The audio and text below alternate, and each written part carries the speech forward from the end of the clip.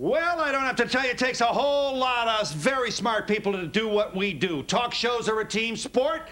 We've got the best team, and on this hour, our team will share with you the shows that drew the most mail, the most anger.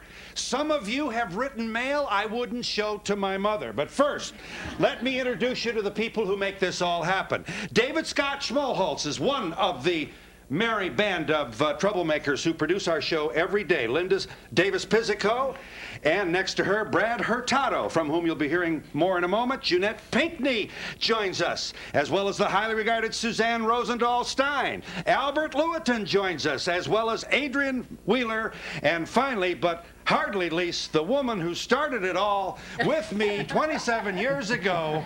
It's been everything but a marriage. All the no kids, no scandal, just a lot of trouble all the time. Just the fighting. Patricia McMillan is our executive producer. Nothing gets on this show without her approval, and we will hear from her in a moment. First, we're always saying, show 'em Brian. Why don't we show Brian? It's about time we did. Here's Brian Russo, our director. We go down memory lane, and to start us off is David Scott Schmollholz, who produced a show last year about the Ku Klux Klan. David, what happened? Well, we did a show about KKK family members who pulled their kids out of school because black history is being taught.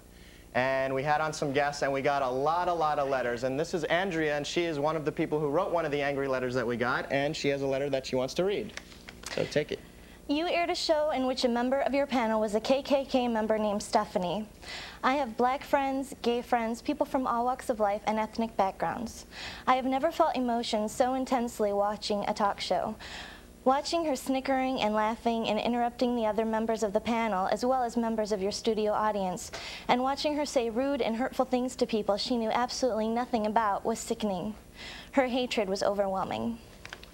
And Phil, we have a little clip that we wanted to show you, and roll it. Young woman at your age, okay, first of all, you didn't finish high school.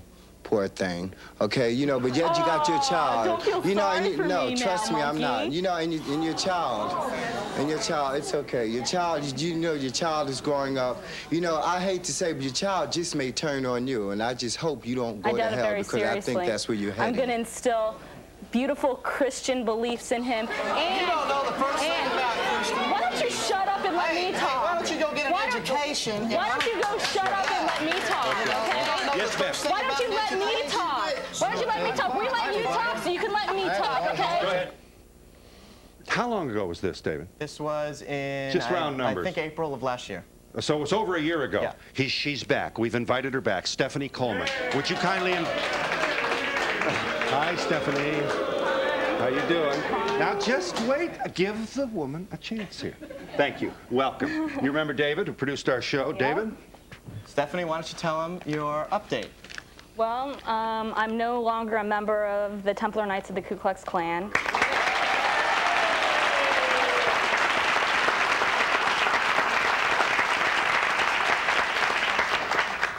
I still have a lot of the same feelings that I did, although I don't think that people, even if they are racist, should speak so loudly and proudly about it. One of my boyfriend's friends is black, and I'm really good friends with him. Okay. I don't know what else to say. Do you understand the letter that that Andrea wrote? I heard a little bit of it. I couldn't hear her a lot because she was talking so low. Yes. Just tell her what you said, Andrea. Why were you so angry at Stephanie? I was angry. At first, I couldn't believe that, I mean, the screening of guests, I was a little surprised that you were so hateful to everyone. And it just really surprised, and it was pretty sad. I don't know what to say. Yeah. I'm not sure I understand the nature of your conversion, Stephanie. Do you see the immorality of racism? Well, like I said, I still have a lot of the same views. I'm still not going to put my son in public school because I don't think public schools teach kids enough, especially in my state. I don't think that black people should have like more rights than white people. Well, okay. Thank you. For your. Thank you. I still have a lot of the same beliefs. Are we equal, Stephanie? Black people and white people? In some respects, yes, but in others, no. In what way would we not be equal? I mean, see, I can be friends with a black person. That's fine. Some of them are very nice. On the other hand, black people have a tendency to become overly violent, and that has been proven. Mm-hmm. So you think black people are more violent, but you are no longer in the Ku Klux Klan because you think that's the wrong thing to do? Yeah, basically. Okay. Another of our producers is Linda Davis PIZZICO, with whom we were shown on TV just a moment ago. You produced a show entitled Dear Mom and Dad, I'm Gay. Tell us about it.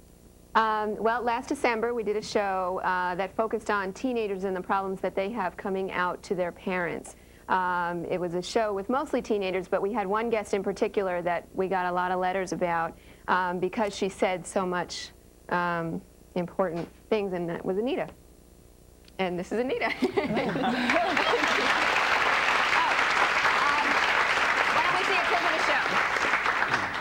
You set no records, you know, at 28 to come out. Oh, I know. But I think a lot of lesbians come out in their 20s. I do, too. It's not a criticism. Yeah. It's just 28. And how do you think your mom will respond? Well, I hope she'll take a deep breath and say she loves me, because I know she does, and I think she'll love me anyway. Ladies and gentlemen, may I ask you to please welcome Anita's mom, who was watching her daughter declare she was gay on national television. This is her mom, Jean Wilkinson. Where are you, Mom? Over here, Mom.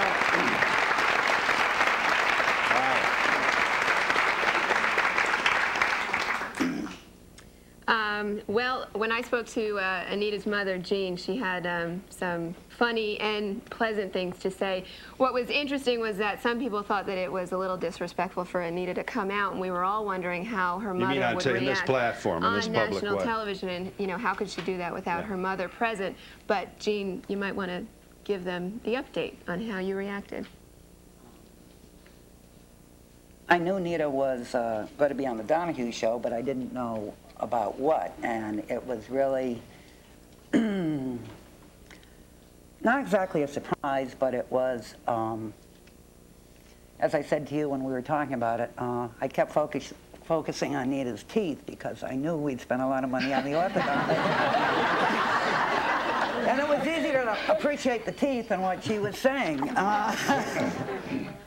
Since that time, Nita and I have gotten to be a lot closer, but we don't see each other as much as I'd like to, because Nita's lifestyle involves doing all kinds of things that are very important to her. May I just make this observation? None of my business. Okay. You love your daughter, always will, always have, unconditionally. Right. If you had your choice, you wouldn't want her to carry this burden. Am I speaking for you? No. No. Oh, no. You have accepted. I'm very proud of her. Anyone that has the courage of her convictions and will go anywhere in the country for the rights of other people, in support of those things that she considers important, I have to respect. Yes. And and what would you want to say about Mom? Well, I love her, and I appreciate her taking the time to educate herself about gay and lesbian issues so that she can support me in more than just a piecemeal way. This hour-long program looks at the programs which provoked the most response from you, and yes, we will be visited by people who were very much involved in them. We'll also talk with a family member of the man who was killed by the person whose execution we wanted to televise when we come back in just a moment.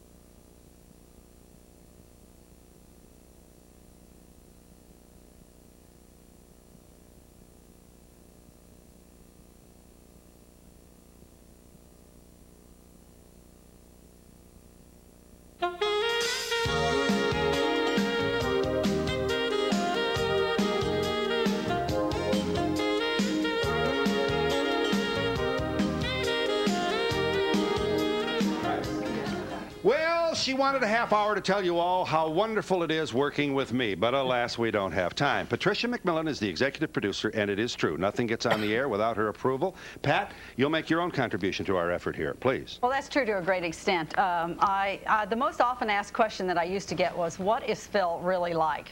Well, I guess I've told enough people what he's really like that they begin to believe me now. So now there's a new question asked, and I don't, maybe it's just the sign of the times and the type of shows that we're putting on, but the most often asked question now is, who decides on those ideas you put on? And I sometimes hate to respond because you never know whether the viewing public or the person you're talking to is going to say good things or bad things about what they're asking you. So I guess I do, to some extent, or the greatest extent, have the bottom line of what all the producers bring to me. However, it is a group effort, and they can argue with me. But in the end result, somebody has to have the bottom line. And of course, Phil over there does, if he can't or doesn't want to or doesn't feel he can do something well, he can say no to the idea too. Although, as he said in the first segment, we may have a big fight about it. So basically, it is a group effort, and I don't know whether the producers would agree. But if I don't feel the idea will work or that people will want to watch it, and it may not even be something that I personally want to see, then I can say no. And Phil can then override me. So, right? See, he's being very agreeable. Yes, Mr. Agreeable. But now I need to leave and go in the control room and do what else I do. Okay, thank you. You're leaving us now? Huh? It's not anything we said, but you are going to leave short. Nothing that you said, but right. I'm leaving you now. Please let me just take a moment to say one of the most electric programs we did and had to do with an execution, no pun.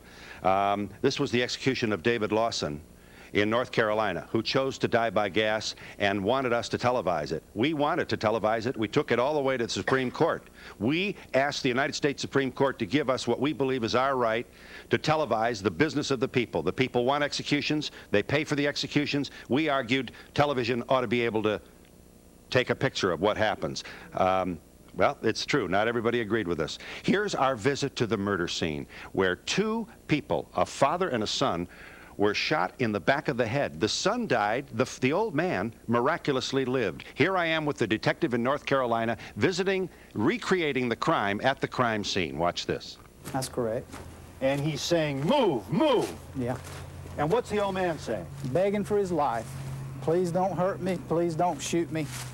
I'll do anything you tell me to. I said, get out of the truck. And he got out of the truck, and I said, head for the house. So we started heading for the house. And just before we reached the house, bang, I had shot him again. And I shot him in the back of the head, just exactly like I'd done the younger man. That's David Lawson, and he did die in the gas chamber in North Carolina, and his execution was not televised. The producer of that program was Brad Hurtado. Please explain some of the aftermath of this. We felt it was an important show to do, and threw the whole weight of our company behind it. And this is Noreen, and Noreen wrote to us a letter from Las Vegas where she heard about this, and Noreen's letter was very strong against us during the show. Why don't you read a little piece of the letter, Noreen? I rarely become incensed enough to try to fight back, but this time you've really pushed to the extreme. My intention is to start a grassroots committee to not only boycott the Donahue show, but also all of its sponsors. The people of America are constantly brutalized from infancy with your tasteless and violent programming, and you have finally hit the nadir. I am totally repelled and disgusted, and positive that every mother, grandmother, teacher, cleric, and still human being in this country will join with me to finally get some control of the airwaves.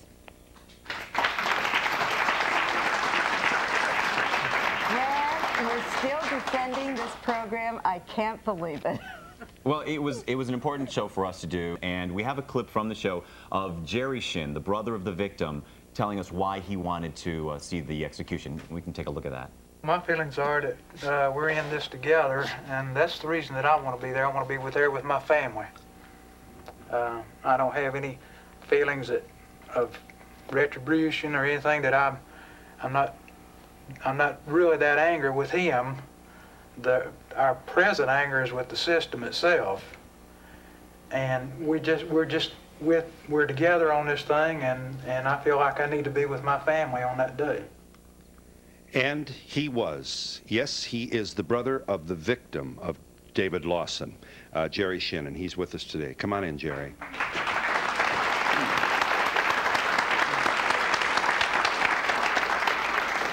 Why don't you tell everybody what you saw when you went into the actual viewing room of the gas chamber?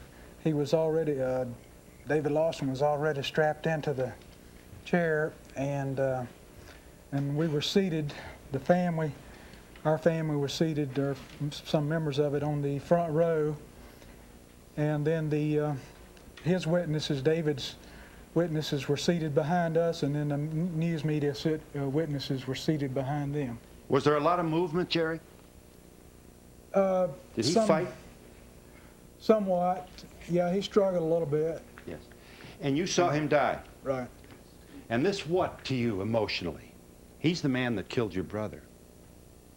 Well, my feelings at the time was this is a great ordeal that we've been through. We've waited 14 years for this. We've seen it go all through the judicial system, and it's going to finally be over.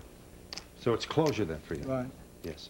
Junette Pinkney is the person who produced the show about which we're about to speak. Couples in angry marriages face off and learn how to love again. Junette, what's up?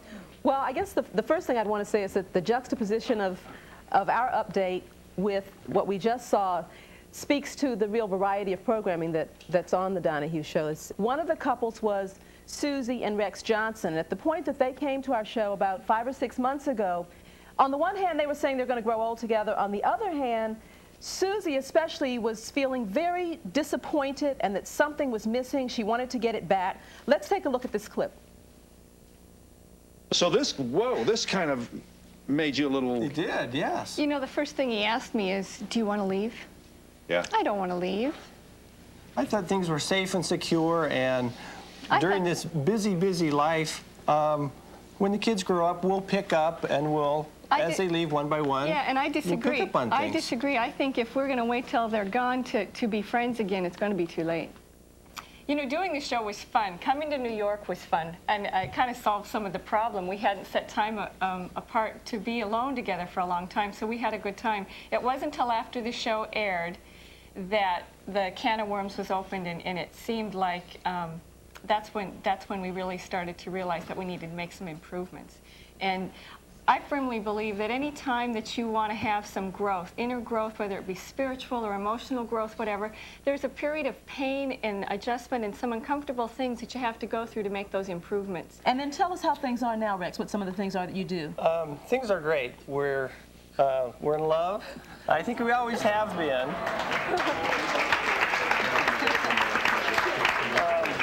I think we always have been, but as you take care of the family life and things get going, we didn't always make time for each other. The moral of the story is, go on the Donahue show, save your marriage. We thank you both very much. We're glad you came. Thank you very much. When we come back, we'll meet a woman who thought her husband married behind her back before their own wedding. It was much worse than that. I'm telling you, get a talk show. You meet everybody in the world. We'll be back in just a moment.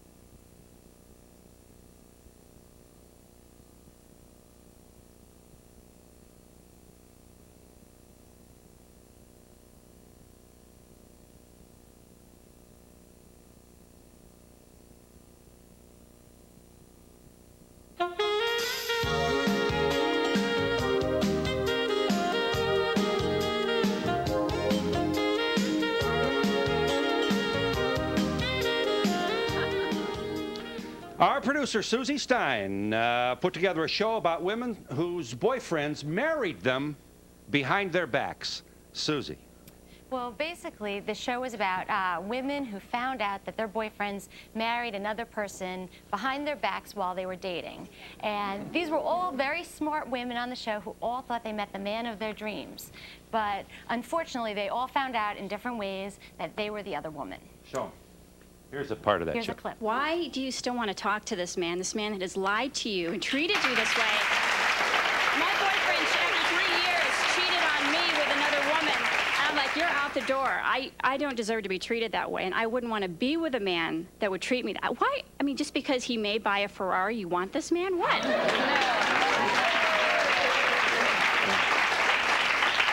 First of all, I don't know any men that don't lie and don't say the things that he does. And if y'all think yours don't, you're mistaken. And second of all, it's to me, yes, he did something wrong, but I don't hate him for it. I wouldn't marry him, but I don't hate him for it.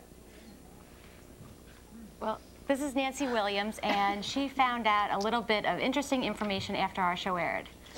Well, I found out, I work at a law firm, and we had a big party for the show, and the one attorney that could have figured out who I was talking about did find out who I was talking about, and informed me 4 days later that my boyfriend did not get married while we were dating. He was married the whole time and has kids. Yes, Ms. Williams. Yes. What have we learned, if anything? You know, this audience. Well, I mean, the audience was, you know, they thought you were a sucker. Here you are, nice and single and gorgeous and healthy, and this guy is stringing you along, and they're saying, "Girl, get a life, get a life." Do you think they had a point, or is there a change? Well, I mean, I wasn't like waiting for him to come around. It wasn't like I was sitting home waiting for the phone to ring. I did keep in contact with him. I am still friends with him. Just friends. We've not had a relationship in quite some time. I now know that I used to ask myself, well, what if, and all these questions, and think that we could have had something, and now I know we could have never had anything, and I'm glad that it did work out the way that it did, because I've gone on, and I'm now seeing somebody else that is not married. He does not have kids. Yeah. He doesn't have a Ferrari either. All right. He does have a Porsche. He has a Porsche. He does. So Ferrari, Porsche, whatever. Albert Lewitton produced a show about the Gulf War syndrome. Please. Well, as you well know, the Donahue show is also on top of news and issues that are important to everyone today. One thing that we got a ton of calls on was about the Gulf War veterans who were coming back with some mysterious ailments. They weren't sure what was going on, but they were getting sick. So let's take a look at a clip. I started having joint pain and flu-like symptoms, and I just thought it was because of the smoke and the fumes and the gases and all that kind of stuff. You see, when I was in Kuwait City, the first 6 weeks you couldn't tell the sun from the moon. There was so much smoke and soot and stuff in the air. In fact, when I blew my nose, it looked like axle grease. When I spit, it looked like oil. Yeah. I would go to bed, and you couldn't tell my Timex black watch band from my skin, and that was because for the first 16 days we didn't have enough water to take a shower. Now, that was Colonel Smith, and one of our viewers, Donna Martinson of Irving, wrote us a letter after she saw that show, and Donna's here to join us. Why don't you read a little bit of the letter? Well, thank you, thank you, thank you. I really appreciate you doing a show on Desert Storm Syndrome. I saw Colonel Smith on the show and had to write. My husband was taken to the Gulf 3 months after we were married in October 1990. When he returned in March of '91, all seemed well, but it was not. I got sick. I remember the caller on your show said her husband had died. There's no reason for this. I have time on my hands and be willing to do anything to get them help. Thank you again for raising the issue. And now Colonel Smith is back to tell us how he's doing. Colonel, how you doing? The disease continued to progress. Like, for example, on the first brain spec, I had inadequate perfusion on the right temporal lobe, and then 6 months later, they repeated the test that it was the right hemisphere. And 6 months after that, it was the entire brain. Can you walk at all, Colonel? Now, after the treatments, I can walk a short distance with help because part of I also had brain destruction on the inner ear of the vestibular system, so everything is always floating for me. So it's like being on a ship on rough seas. Right. Loved ones should know that when your son or your daughter goes to a foreign land today to engage an enemy, there is more than one enemy. More than Saddam Hussein. hurt us in the Persian Gulf War, and you are certainly a very distracting expression of that. Those of you watching who would like to communicate with the Colonel or who have similar things you'd like to talk about, write to us. We'll see that you get the mail. We thank you very much, Colonel, for revisiting us on this very important issue. When we come back, the sexiest guest in the history of the Donahue Show. Wait till you see. I mean, this is, you look up sexy in the dictionary, there's a picture of our next guest. When we come back in just a moment.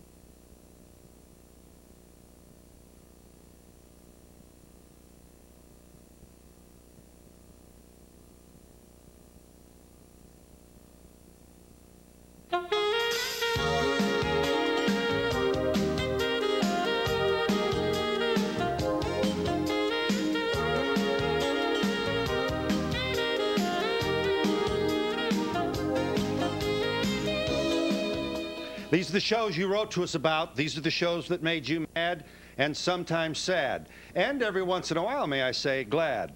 Glad is not the word to describe our next guest, however. Adrienne Wheeler is the producer of the program about which we are about to speak. Meet the new men of the 90s who don't, women who don't care what men think. Adrienne, I don't know how you could dare produce a show like this, but you did. Over the years, we've had many women on this very stage say, I want men to communicate more. I want them to wear certain clothes. I want. So I decided to do a show on what men want and how they feel that, how they should be treated by women. So Dorothy, the little devil, wrote us a letter, and here's what she had to say to Phil. I am 81 years old and have endured your kowtowing until now with patience, but your recent program on the insensitivity of men was the last straw. I'm sorry you have allowed Marlowe to lead you around by the nose and make you into such a wimp. The women of today deserve whatever treatment they receive. They have very low morals and jump into bed very easily, so men do whatever it takes to get them there. Have more programs to educate modern women. They need it. Good.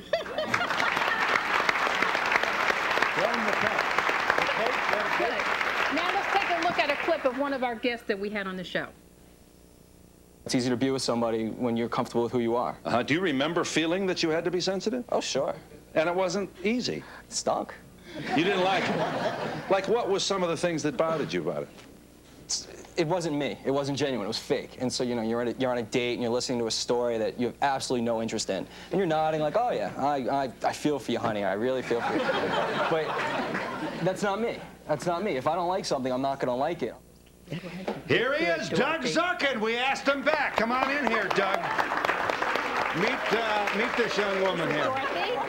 Yes. Yes. Doug? Is there... so, in other words, you're the no baloney guy. I wouldn't say no baloney. I just, my whole premise was that it's all about honesty. Yeah. And being comfortable with who you are. I think you would agree with this. Isn't this what you mean? Yes. Stop the baloney. And women should understand that some men want only one thing. I trust. That's exactly right. But you didn't see him in this light, I don't think. No. Well, has anything happened to you since? You're still single? I'm still single. I've been dating. I had a great summer. I dated a couple people. I had a serious relationship for about 4 or 5 months. A couple of interesting things have happened since the show. Really? I was online with a couple of my friends who didn't know I was on the show, and it was at one of those clubs where they walk the line and they pick people to go in and out. And, you know, the maitre d' walks up and looks at me and walks away and comes back and goes, excuse me, do I know you? And I'm like, no, you don't know me, I don't know you. She said, wait a minute, are you on TV? And I, you know, I'm with my friends who have no idea that I did the Donahue show. And I said, you know, yeah, whatever, I was on TV once. She said, well, what were you on? I said, listen, you know, I'm with my friends, I really don't want to talk about it. She said, well, just tell me what part of the day you were on. I said, okay, I'm on daytime, because in New York the show airs on daytime. She's like, you're on my soap opera, great. My friends and I walk right to the front of the line. We get into the club, my friends go, how'd you do it? I'm like, $20, no problem. Very good. Well, there are advantages, even for the single man. We move from Adrienne's show to a group of young men we call the Boys Club. Here they are. They are the associate producers of the Donahue show, and they keep the producers on their toes. I am pleased to introduce from left to right, Ed Santos, Rich Louiso, what's not to love here, Brad Davis, and Scott Davis. These guys are going to tell us about their favorite guests. You remember when I told you about sexy guests? What's up, guys? Tell us. Phil, I have to say it wasn't easy. We thought maybe a show with Al Gore or the one we had done with Robin Williams. My favorites were Barney and Big Bird. And after hours and hours of deliberation, we came up with this clip. All right, here it is. Sexiest. I give you Patrick McGinn.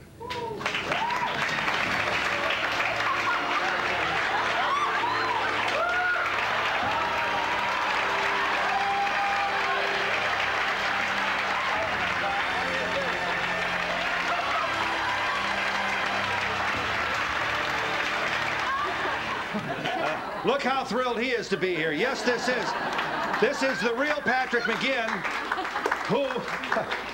who just about, how many weeks ago? 6 weeks. 6 weeks ago got married to the highly regarded Christy Everling. We're happy for both of them. And it was a beautiful wedding. Here's a man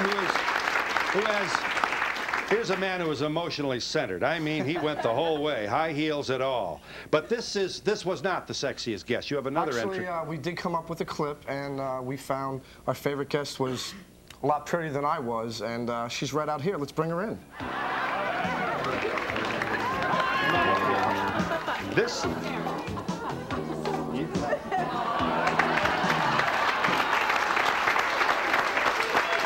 Tell us, this was part of the show? This was part of a show we did. We brought a bunch of people and their interesting animals. This is more than just a gag to get a cute pig in the studio, and I think Ed has an update for us. Well, actually, since Nellie was on our program, she has gotten married. So I give you little Al. This is Priscilla and Steve Valentine. You have a lot of fun with these. Yes, we have 5 of them. They all live in our home, and they're just a blast. Yes. They live in your home because why? You enjoy their company. Yes, they're very affectionate. They sleep in your bed. They fetch your slippers. They wave at you. Yeah, and they're smart. Very smart. Smarter than dogs, right under dolphins. Yeah. I used to work for a guy that looked something like this right here. The Donahue Show continues down memory lane, reviewing those shows which got your attention and provoked so much mail from you. We'll talk in a moment about the things that I do that drive our viewers crazy when we come back in just a moment.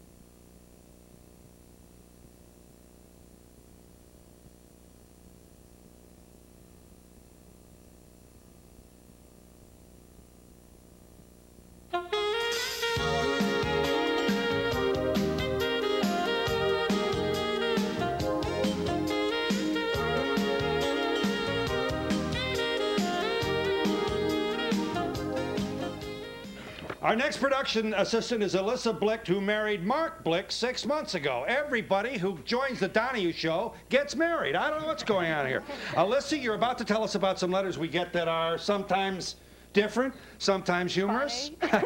Alyssa. Phil, stop scratching your head on camera. You do it every day. If you have some kinds of problems, seek help. Or you could wait until the commercials. You have a very annoying habit. West Allis, Michigan. And here's a clip. You're 19, you're from Little Rock, Arkansas. You probably cried and all that? Documentary, you do get to speak, James. We're going to talk about your book and lots of things in your life.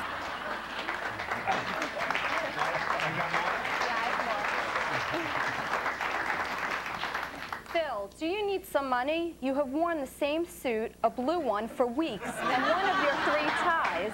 You can buy a suit on payments, I'm sure. You look awful. I will say one nice thing. When I saw Al Gore on your show last week, I just knew you would be a jerk the way you were when Bill Clinton was on. I was surprised. You acted like a real person. Cambria, Georgia. All right. Thank goodness. Too bad we don't have more time to share more of this. Production assistant Paula Silas joins us to share letters with us. Paula. Yeah, here's a couple of letters from some of our younger viewers. Phil, I watch your show every morning before school. I love it. Could you send me something? Alexandria, Minnesota. And the second one is, Phil, as you probably know, the Eagle rank is Scouting's highest honor and is something I've worked very hard to obtain. The Eagle ceremony will be conducted at my home on the evening of October 31st at 7:30 p.m. If you're able to attend, I would appreciate it. Pleasant Grove, Utah. Also with us is Dan. Eagle Scout is a tremendous achievement. I ought to know. I barely made tenderfoot. So this young man has my congratulations. Dan Slepian, production assistant. Dan, you're on, baby. Phil, we received a lot of letters that we did about the show on go-go dancers, and here's one of them. As a woman, I deplore your exploitation. As a teacher, I resent your one-sided attitude. As a mother, I detest your show airing in prime time.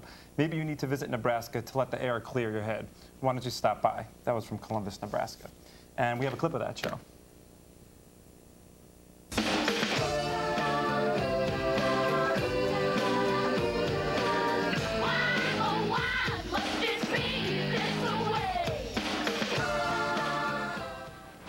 And here's another letter that we got. I saw the show with the go-go dancers. I think you should apply for a liquor license and be done with it. And that was from Palo Alto, California. No kidding. The next young man who works with us in the Donahue show has the following name, Geraldo Alverio. No kidding. This is our very own Geraldo. And yes, it is confusing. So to straighten things out, we have a nickname for him. We call him Maury. Go ahead, Geraldo, you're on. Well, sometimes the letters we receive are just plain peculiar. Phil, every weekday my rooster protests terribly to get into the house at 3:45 p.m. to watch your show. Once the show's over, he goes away. Franklin, New York. That's a rooster that watches Donahue every day? A rooster. Well, we got a chance. Go ahead. What else you got, Geraldo? Okay, so people writing in for advice. What do you do with your son who talks on the phone constantly? He even takes the phone into the shower with him. It's really getting bad, Phil. If you're interested, please call me. Rancho Cucamonga, California. Wendy Jo Lowy is a familiar face to those who come to watch us here at 30 Rockefeller Center in Midtown Manhattan. She, among other things, warms up our studio audience, and she's here to tell us that the letters sometimes get stranger and stranger. Right. Phil, we did a show a while ago and received a lot of letters about something that you said. I'm going to show you a clip from that show. You wanted to say you're not jealous. Caller. Me? Yeah. No. I might tell you, first of all, I don't have my teeth in, so I may not sound very accurate, okay? Yeah. But the 3 gentlemen that are on your stage are very... You don't have a what? The 3 gentlemen on your stage are very insecure. They're juvenile. And, yeah, wait a minute. I can't hear... If this audience giggles while you're talking with your teeth out, I can't hear what the hell you're saying. Here's one of the letters that we received. I can't believe you told that lady over the phone to put her teeth in before she called. I thought that that was very rude, and you never told her you were sorry. After all, there are a lot of people out there with no teeth. I even think you have fake teeth. And turn up your hearing aid. Anonymous. Well, she didn't mean it. She feels better. Let her write. Tammy Leach is our production coordinator. Tammy, you've got some letters for her. Yes. Phil, we received many letters about the way you look, so here's a couple of them.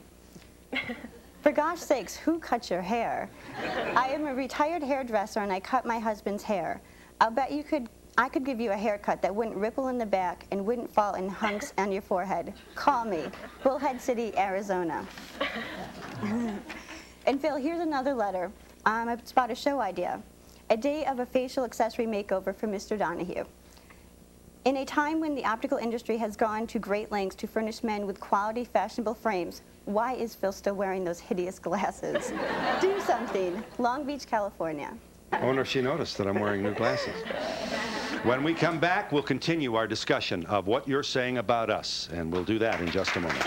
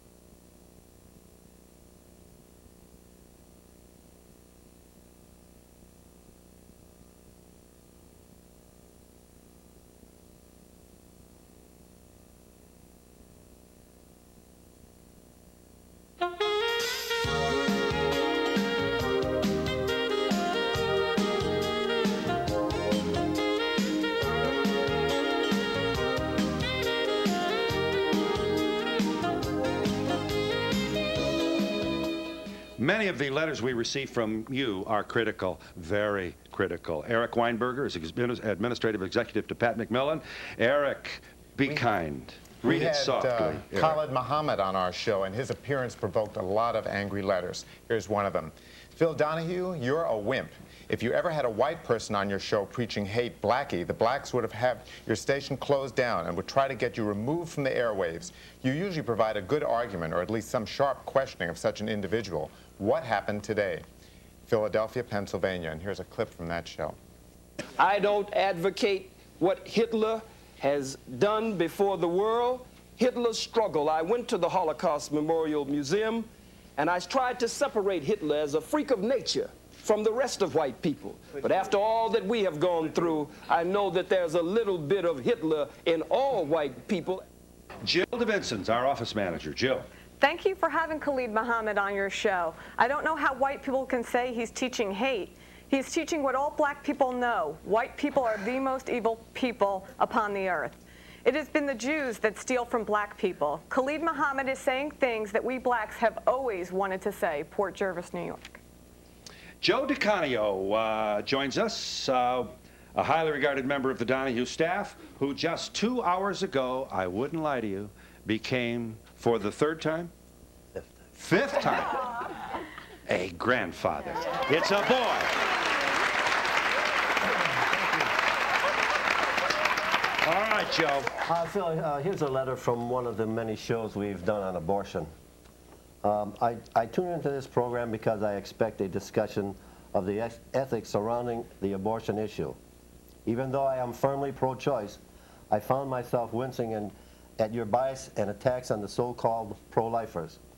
I can't help but be impressed by their courage in appearing in front of a hostile audience egged on by you. Is this some sort of new tactic to become as obnoxious as Howard Stern or Rush Limbaugh? Here's a clip. First of all, she didn't have an abortion, but you have no remorse for invading her privacy and saying all these things to her. The woman lost the baby. She had every intention of having this child. She lost a blob of tissue in her own mind.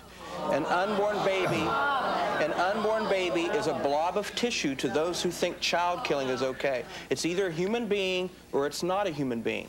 Lillian Bryant now, the subject once again is abortion. Ms. Bryant. At age 58, you'll pick up a baby, prance around the stage, and go into your infamous cutesy act full of love, care, and attention for that child in your arms.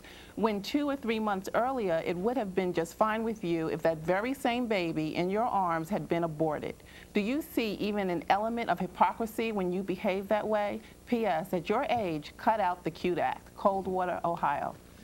Translated, if you're pro-choice, you can't pick up a baby. Rena Donlin has a letter which was provoked by the program we did on the Holocaust. Right.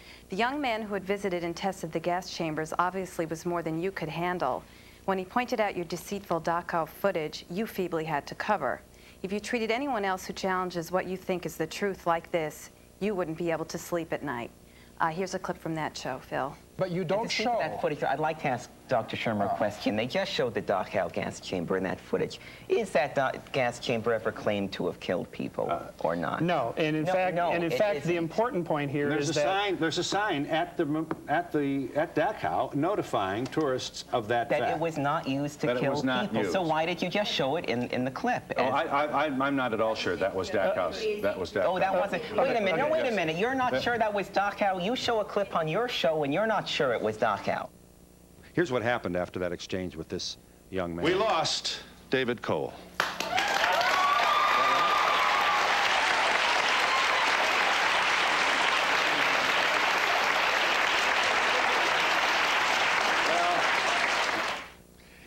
Debbie Wilhite, also from our office. Ms. Wilhite, if you will. This is another letter about the same issue, is it not?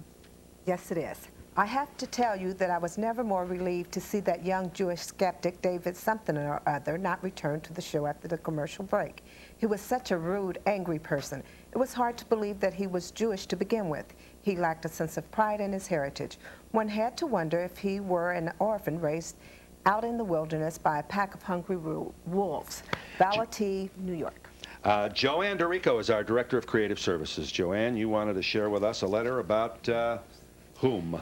Well, recently we aired a show with Howard Stern, and of course, we received some very opinionated letters, some viewer mail, this one from Dallas, Texas.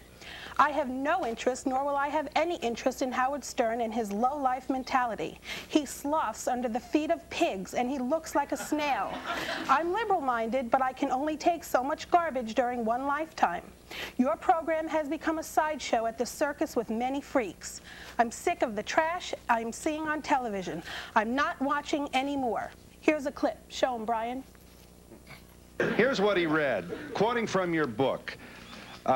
Thanks most of all to my wife, Allison, you write. Now, this is the city commissioner in Weslaco, Texas, speaking at an open commission meeting. And he's quoting your book. Who stuck with me through thick and thin, you said about your wife, and never gave a about material things, about putting any pressure on me, but letting me finger her on the first date. Well, my dear, you don't want to use the S word. The S word, four-letter word, having to do with waste material. Okay, well, we not only received angry letters from viewers, here's one from an angry station. You have really messed up. Letting Phil Donahue quote from Howard Stern's book and say she never gave a about material things, but letting me finger her on our first date and not censoring. It is unbelievable. How can you be doing a show on Howard Stern's book being banned from libraries and not be prepared to censor the show for offensive language? The reputation and quality of the Donahue Show has slumped to an all-time low. The Vice President and General Manager of KCBD, Lubbock, Texas. Where I think we are still on the air and on that station. Barely. And we'll be back in just a moment.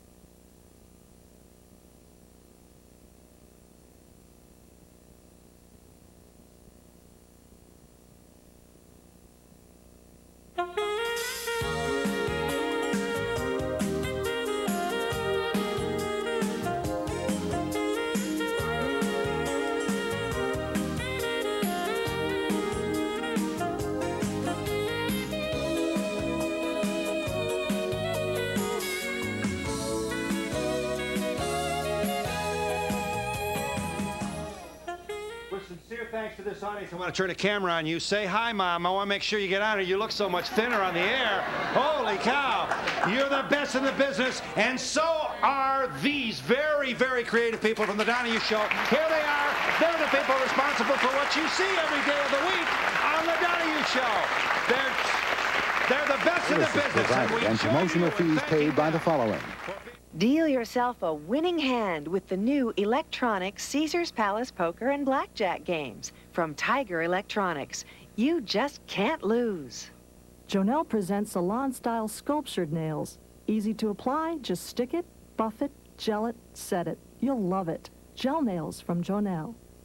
I feel good, so good. Senecot laxative tablets works like second nature, comfortably, overnight.